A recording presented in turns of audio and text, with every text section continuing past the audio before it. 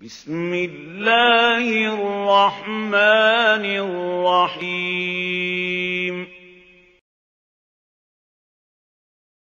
وَقُلْ لِلْمُؤْمِنَاتِ يَغْضُضْنَ مِنْ أَبْصَارِهِنَّ، اسی طرح مومن عورتوں سے بھی کہہ دیجئے وہ بھی اپنی نگاہیں نیچی رکھا کریں، وَيَحْفَظْنَ فُرُوجَهُنَّ، اور وہ بھی اپنے سطر کو پوری طریقے سے ملحوظ رکھیں اور اپنی شرمگاہوں کی حفاظت کریں، وَلَا يُبْدِينَ زِينَتَهُنَّ، اور انہیں نہیں چاہیے کہ وہ اپنی زینت اور سنگھار کو ظاہر کریں، إِلَّا مَا ظَهَرَ مِنْهَا، سوائے اس کے کہ جو از خود ظاہر ہو جائے، وَلْيَضْرِبْنَ بِخُمُرِهِنَّ، اور چاہیے کہ وہ اپنے گریبانوں کے اوپر اپنی اوڑھنیوں کے بکل مار لیا کریں، بِخُمُرِهِنَّ عَلَى جُيُوبِهِنَّ، یہ خمرہن جمع ہے خمار کی، خمار کہتے ہیں اوڑھنی۔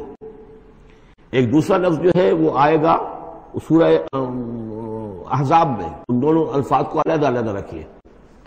تو یہ ہے کہ اپنے گریبانوں کے اوپر گویا کہ یہ بھی پرانا ہمیشہ سے لباس، عورت کے لباس میں اوڑھنی بھی تھی اور عورت کے لباس میں چادر بھی تھی۔ چادر وہ لے کر نکلتی تھی جب گھر سے باہر جاتی تھی، اور اوڑھنی وہ رکھتی تھی جبکہ گھر کے اندر ہوتی تھی۔ یہی جو ہماری تہذیب کے اندر ہے، یہ عرب کی تہذیب میں پہلے بھی تھا۔ چہرے کا پردہ نہیں تھا عرب میں، چادر وہ لے کے جاتی تھی تو چادر اپنے اوپر ڈالتی تھی، اور مرد بھی چادر کے بغیر نہیں ہوتے تھے، نہ کوئی مرد بغیر چادر کے نہ عورت، بلکہ چادر ہی سے ایک شخص کا رتبہ معین ہوتا تھا۔ کسی کی چادر بڑی شاندار ہے، دوشالہ اوڑھا ہوا ہے، بہت قیمتی ہے، تو وہ بڑا آدمی ہے، وہ سردار ہے۔ کسی کے بیچارے کی جو ہے معمولی سی چادر ہے، اور اسی لیے اس حدیث میں آتا ہے کہ جو شخص تکبر کرتا ہے، الکبر ردائی، تکبر جو ہے وہ تو میری چادر ہے۔ اور یہ عرب میں یہ بڑا کسی شخص کی توہین کرنی ہوتی تھی، اس کی چادر گھسیٹتے تھے، گویا کہ اس کی عزت جو ہے اس کو کھینچ لیا ہے۔ تو اللہ فرماتا ہے کہ جو تکبر کرتا ہے وہ گویا میری چادر گھسیٹ رہا ہے میرے کندھے سے۔ اس درجے جو ہے اللہ تعالیٰ جو ہے اس میں اپنی توہین محسوس کرتا ہے۔ تو وہ اپنی ان اوڑھنیوں کے بکل مار لیا کریں اپنے گریبانوں پر، یعنی یہ کہ یہ انسان کے لیے، عورت کے لیے، یہ اس کی زینت کا ایک بہت بڑا حصہ ہے، اس کی جو بھی چھاتی ہے اس کے لیے ایک اضافی کرتا اس نے پہنا ہوا ہے، لیکن کرتے کے اوپر مزید جو ہے یہ ایک بکل اس کی اوڑھنی کا ہو۔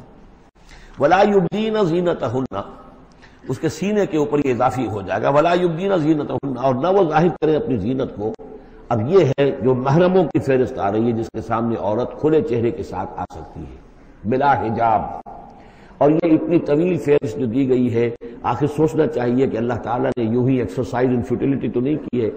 کیا فرق ہے اگر ایک عورت کے چہرے کا پردہ نہیں ہے، وہ باہر نکلتی ہے چادر لے کر، اور یہ کہ اس میں کسی اور کے ساتھ اس کا پردہ چہرے کا نہیں ہے، تو پھر یہ پوری فہرست دینے کی ضرورت کیا ہے؟ میرے نزدیک چہرے کا پردہ اسلام کے اندر لازم ہے، اور اس چہرے کے پردے سے مستثنیٰ ہیں یہ لوگ۔ کون لوگ مستثنیٰ ہیں؟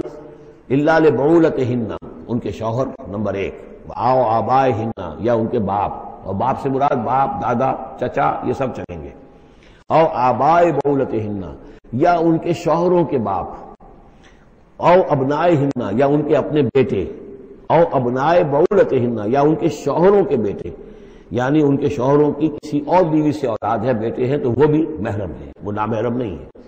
او اخوانہن، یا ان کے اپنے بھائی، او بنی اخوانہن، یا ان کے بھائیوں کے بیٹے، او بنی اخواتہن، یعنی یہ بھتیجے ہو گئے، او بنی اخواتہن، یا ان کے بھانجے، او نسائہن، یا ان کی عورتیں، اپنی عورتیں، جان پہچان کی عورتیں، عام عورتیں نہیں، نسائہن، او ما ملکت ایمانہن، یا یہ کہ جو ان کے غلام اور ان کی لونڈیاں ہیں۔ اکثر بیشتر اہل سنت کے نزدیک یہاں مرد غلام مراد نہیں ہے بلکہ لونڈیاں مراد ہیں۔ اب تابعین غیر اولی الاربۃ، یا ایسے تابع لوگ جو کہ صرف خدمت گار ہیں، بعض اوقات ہوتا ہے خاندانی طور پر جو ہے وہ خدمت گار کرنے والے ہیں، باپ بھی کہیں ملازم تھا اسی گھر میں، اب اس کی اولاد بھی وہیں پر ہے، وہ بھی کام کر رہی ہے، بچپن سے وہیں پلے ہیں۔ ایسے لوگ ہوتے ہیں کہ جن کو واقعتاً پھر اس گھر کی خواتین سے اس طرح کا خیال کبھی نہیں آ سکتا کہ ان کے بارے میں وہ کوئی بری بات سوچیں۔ ابھی تابعین غیر اولی الاربۃ، یا وہ تابع کہ جو کہ کوئی غرض نہیں رکھتے اس قسم کے معاملات سے، من الرجال، مردوں میں سے۔ اب الطفل الذین لم یظہروا علی عورات النساء، یا وہ لڑکے کہ جو ابھی عورتوں کے جو مخفی معاملات ہیں ان سے واقف ہی نہیں، ابھی وہ جنسی جو بھی باتیں ہیں ان سے واقف نہیں ہیں۔ ولا یضربن، یہ اب یہ فہرست مکمل ہو گئی۔ یہ ہیں محرم لوگ جن کے سامنے عورت بغیر چہرے کے پردے کے آ سکتی ہے۔ باقی یہ کہ زینت جو خود بخود ظاہر ہو جائے، اب ظاہر ہے کہ آپ نے چادر بھی لی ہوئی ہے کسی خاتون نے، برقع بھی اوڑھا ہوا ہے، لیکن اب کسی کا قد ہے، ماشاءاللہ وہ قد ایسا ہے، سرو قد ہے کوئی خاتون، تو وہ کہاں چھپائے گی اس قد کو؟ وہ تو ظاہر ہو جائے گا۔ جسم متناسب ہے، اب وہ جسم تو ظاہر ہو جائے گا۔ اس اعتبار سے ما ظہر منہا کو لوگوں نے لے لیا چہرے کے لیے، یہ بالکل غلط ہے۔ چہرے کا تو پردہ میرے نزدیک لازم ہے، اور یہ کہ باقی یہ کہ ان کے سامنے چہرے کے سمیت عورت آ سکتی ہے۔ باقی عورت جو ہے اپنے بیٹے کے سامنے بھی سوائے 3 اعضاء کے اور نہیں کھول سکتی، اپنے بھائی کے سامنے بھی نہیں کھول سکتی۔ چہرہ، یہ ہاتھ پونچھوں سے نیچے، اور پیر ٹخنوں سے نیچے، یہ جو 3 اعضاء ہیں یہ وہ ہیں کہ جو جس کو عورت نے یہ کھلے رکھ سکتی ہے، اپنے وہ بیٹے کے سامنے بھی، بھائی کے سامنے بھی، اور جو بھی رشتے گرائے گئے ہیں۔ لیکن یہ کہ اس سے آگے پھر جو ہے معاملہ وہ پھر شوہر کا ہے، اس سے آگے یعنی لباس کا معاملہ جو ہے جس سے کہ عورت جو ہے وہ آزاد ہوگی، وہ صرف شوہر کے لیے۔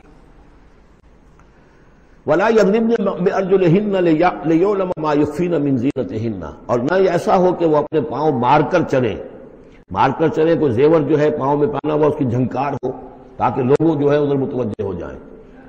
لِيُعْلَمَ مَا يُخْفِينَ مِنْ زِينَتِهِنَّ، تاکہ لوگوں کے علم میں آ جائے کہ کیا انہوں نے چیز چھپائی ہوئی ہے اپنی زینت میں سے، کیا زیورات پہنے ہوئے ہیں۔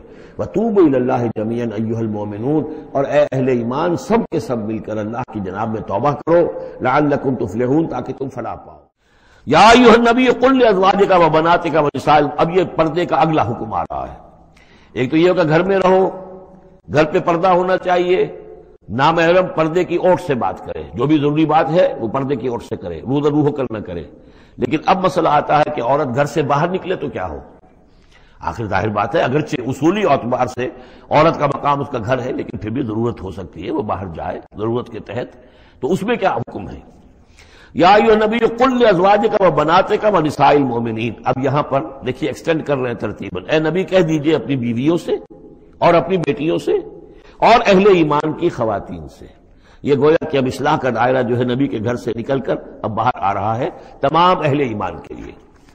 کیا کہہ دیجئے؟ یدنین علیہن من جلابیبہن، وہ اپنے اوپر لٹکا لیا کریں اپنی بڑی چادروں کا ایک حصہ۔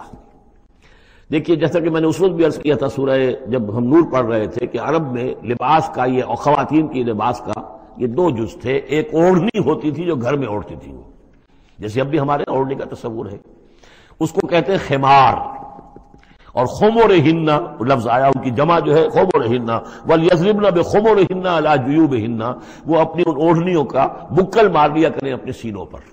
یہ گھر کے اندر ہوگا، باہر جب نکلتی تھی تو بڑی چادر لے لیتی تھی، اور جو جتنی شریف گھرانے کی ہوتی تھی اتنی ہی وہ اپنے آپ کو اس میں لپیٹ لیتی تھی، لیکن چہرے کے اوپر نہیں ڈالتی تھی۔ یہاں اس میں صرف یہ اضافہ کیا گیا ہے کہ اس کا ایک حصہ اپنے چہروں پر لٹکا لیا کریں، یہاں سے نقاب کا تصور پیدا ہوا ہے، جو ہمارے ہاں بعض جگہ پر جو ہے خاص طور پہ فرنٹیئر کے علاقے میں اب بھی ہے، وہ چادر لیتی ہیں خواتین، لیکن چادر کا جو حصہ ہے وہ ان کے چہرے کے آگے آیا ہوا ہوتا ہے۔ یا یہ کہ کسی طریقے سے بس صرف ایک آنکھ کھول کر، خاص طور پر ایران کے اندر اس کا بڑا رواج ہے، ان کو میں نے دیکھا ہے کہ یہ جو ہے اس قدر ایک چادر میں، بڑی چادر میں لپٹی ہوئی ہوتی ہیں دیہاتی خواتین۔ شہروں کے اندر تو نقشہ ذرا کچھ مختلف ہے، اب وہاں پہ چونکہ یہ بات تقریباً انہوں نے طے کر دی ہے کہ چہرے کا پردہ نہیں ہے، حالانکہ یہ غلط ہے، قرآن میں چہرے کا پردہ ہے۔ اس حوالے سے وہ جو کہا گیا کہ پردے کی اور سے ان سے بات کی جائے یا مانگا جائے، تو آخری اس کا مطلب یہ کہ چہرہ ہی تو ہے نا جس کو روکا جا رہا ہے، باقی گھر میں جو ازواج مطہرات بغیر لباس کے تو نہیں تھی معاذ اللہ، لیکن یہ کہ چہرے ہی کے پردے کے لیے کہا ہے کہ فَصَلُوهُنَّ مِن وَرَاءِ حجاب، اور حجاب کا لفظ چل رہا ہے اسی کے لیے۔ لیکن یہ کہ اب یہ حکم دیا گیا کہ آپ ایک چادر کو، جو چادر لے کے آپ نکلتی ہی ہیں باہر، جو بھی شریف خواتین ہیں، وہ چادر کو ذرا اپنے چہروں کے اوپر لٹکا لیا کریں۔ یہ جلباب کہلاتا تھا، بڑی چادر جو لے کر نکلتے تھے۔ تو ایک ہے خمار، اوڑھنی، جس کی جمع ہے خمرہن، خمر، ایک ہے جلباب، بڑی چادر، جس کی جمع ہے جلابیب، جلابیبہن، وہ اپنی بڑی چادروں کا ایک حصہ اپنے سامنے لٹکا لیا کرے چہرے کے۔ ذالک ادنیٰ ان یعرفنا، یہ بہتر ہے اور نزدیک تر ہے اس سے کہ ان کو پہچان لیا جائے کہ یہ شریف گھرانے کی خواتین ہیں، کیونکہ وہاں لونڈیاں مانڈیاں جو ہوتی تھی ان کے ہاں وہ رواج نہیں تھا۔ ابھی یہ جو گھر کی خاندانی خواتین ہیں ان کے ساتھ یہ بات شروع کی جا رہی ہے۔ فلا یؤذین، تو انہیں کوئی ایذا نہ پہنچائی جائے۔ وکان اللہ غفور الرحیم، اور یقینا اللہ غفور الرحیم ہے۔